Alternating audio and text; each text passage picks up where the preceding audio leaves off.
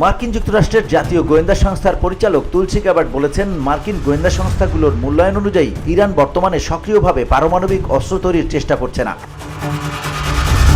তবে ইরানের বর্তমান সরকারের বিভিন্ন মহলে পারমাণবিক অস্ত্র তৈরি নিয়ে আলোচনা বেড়েছে, যা আন্তর্জাতিক সম্প্রদায়ের জন্য উদ্বেগের কারণ হতে পারে। মঙ্গলবার সংবাদ মাধ্যম নিউ ইয়র্ক পোস্টে প্রকাশিত এক প্রতিবেদন থেকে এমন তথ্য জানা যায়।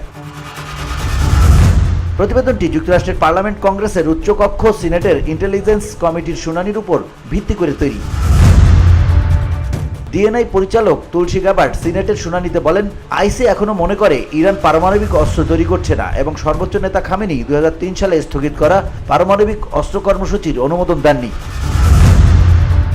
তিনি আরও জানান যে যদিও ইরান এখন পর্যন্ত পারমাণবিক অস্ত্র তৈরির কোনো সক্রিয় পদক্ষেপ নেয়নি, তবে দেশটির জনপরিসরে পারমাণবিক অস্ত্র নিয়ে আলোচনা বেড়েছে, যা পূর্বে এক ধরনের ট্যাবু ছিল। বসুন্ধরা, উত্তরা, বনশ্রী, কুড়িল ও বাড্ডা সহ রাজধানীর বিভিন্ন স্থানে অভিজাত ও অত্যাধুনিক মানের ফ্ল্যাট কেনার এক নির্ভরযোগ্য প্রতিষ্ঠান প্লেজেন্ট প্রপার্টিজ লিমিটেড। তাই আপনার স্বপ্নের আবাসনের জন্য আজই যোগাযোগ করুন। Pleasant Properties Limited, where destiny matches eventually.